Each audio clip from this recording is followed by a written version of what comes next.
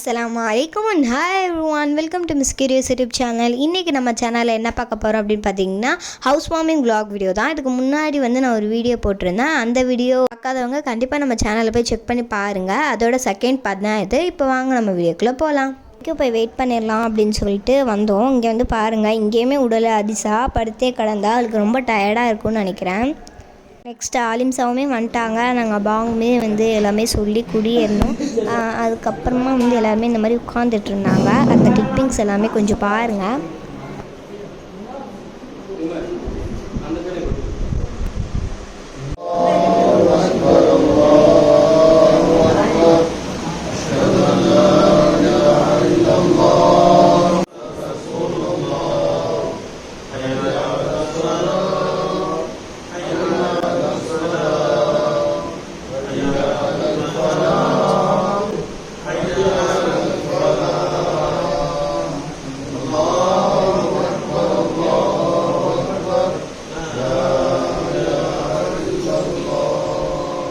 பாங் சொல்லிட்டாங்க, இப்போது பார்த்துருப்பீங்கன்னு நினைக்கிறேன். நெக்ஸ்ட் பார்த்திங்கன்னா நம்ம பால் காய்ச்சணும் இல்லையா, ஸோ அதனால் அதுக்கு தான் வந்திருக்கோம். அதுக்குன்னு சில ப்ரொசீஜர்ஸ் ரூல்ஸ் எல்லாமே இருந்துச்சு. அதுபடி தான் நாங்கள் பண்ணிகிட்டு இருந்தோம். இப்போ வந்தவங்களுக்கு ஈத்தப்பழம் டேட்ஸ் கொடுக்கணும்னு சொன்னாங்க. அதே மாதிரி எல்லாருக்குமே கொடுத்துட்டோம். நெக்ஸ்ட் பார்த்திங்கன்னா ஃபஸ்ட்டு கொஞ்சமாக காய்ச்சிக்கிறலாம், பொங்க விடணும் இல்லையா, ஸோ அதனால் இந்த மாதிரி கொஞ்சமாக காய்ச்சிட்டு அதுக்கப்புறம் ஒரு பெரிய பவுலில் நம்ம எல்லாருக்கும் காய்ச்சி கொடுத்துக்கலாம் அப்படின்னு சொல்லிட்டு. ஓகே, இப்போ எல்லா பாலுமே ஊற்றியாச்சு. இப்போ நம்ம அடுப்பில் வச்சு பொங்க விட வேண்டியது தான்.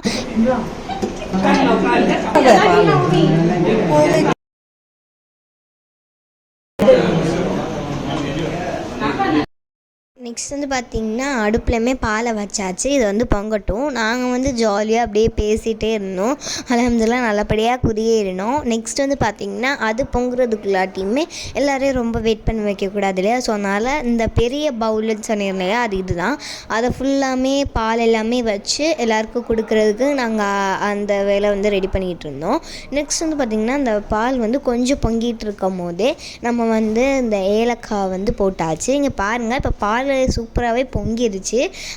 இது பொங்கினதுக்கப்புறமா ஆஃப் பண்ணிட்டு சீனி அந்த இதெல்லாம் போட்டாச்சு. நான் கொஞ்சம் டாப்பிங்ஸ் ஆட் பண்ணுறேன், அது எல்லாத்தையுமே பாருங்கள்.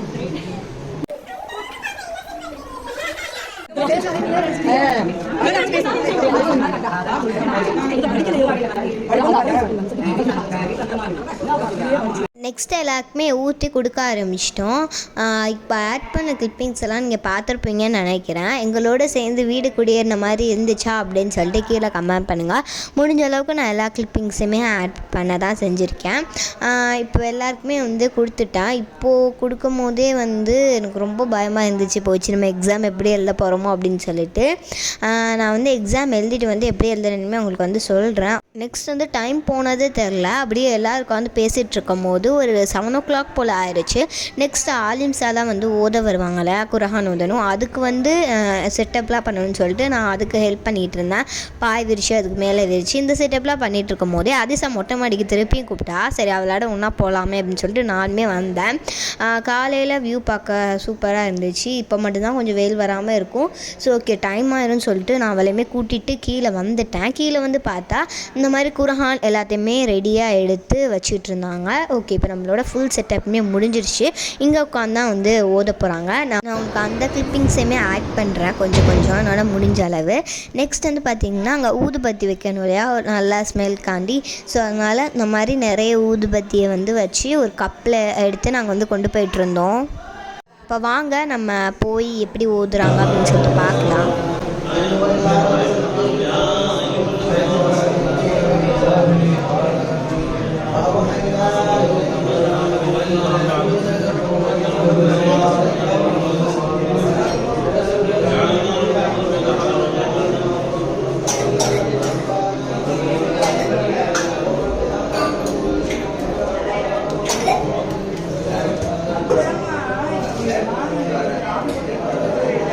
இதெல்லாம் பண்ணி முடிச்சிட்டக்கப்புறமே எனக்கு ஸ்கூலுக்கு போக டைம் ஆயிடுச்சு. ஸோ அதனால் என்னோடய யூனிஃபார்மை போட்டுட்டு கொஞ்சம் ஒரு ரிவைஸ் பண்ணலாம் அப்படின்னு சொல்லிட்டு சும்மா பார்த்துட்டு இருந்தேன் ஸ்பெல்லிங்லாம். ஃபஸ்ட்டு எடுத்த கிளிப்பிங்கில் நீங்கள் பார்த்துருப்பீங்க, அதிசா வர்றேன்னு சொல்லிட்டு இருந்தா. இப்போ பார்த்திங்கன்னா அவளுக்கு ரொம்ப இருமலாக இருந்துச்சு. ஸோ அதனால் நாங்கள் வேணான்னு சொல்லி வச்சிட்டோம்.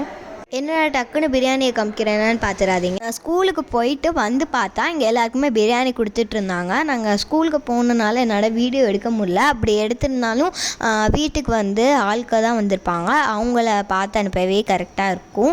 ஸோ அதனால் வீடியோ எதுவுமே எடுக்க முடியல. நெக்ஸ்ட் வந்து பார்த்திங்கன்னா என்னோடய எக்ஸாமை வந்து நான் சூப்பராக பண்ணிட்டேன். அந்த ஒரு சந்தோஷத்துலேயே பிரியாணியை வந்து நல்லா சாப்பிட்டுட்டேன்.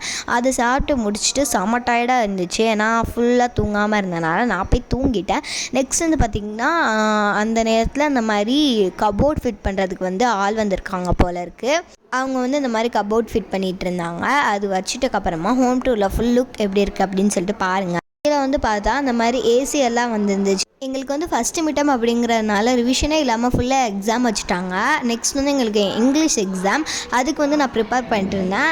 நான் வந்து நல்லாவே படிச்சுட்டேன். எல்லோரும் நைட்டுக்கு வந்து அவங்களுக்கு பிடிச்ச சாப்பாடை ஆர்டர் பண்ணி சாப்பிட்டாங்க. நான் வந்து முத்தபா தான் வாங்கியிருந்தேன். அதையுமே அப்படியே சாப்பிட்டுட்டு இன்றைக்கி நைட்டு வந்து செம்ம ஃபன்ஸ் தான் நினச்சி ஃபேமிலியோட உட்காந்து விளாண்டோம். அதோட கிளிப்பிங்ஸ் எல்லாத்தையுமே பாருங்கள்.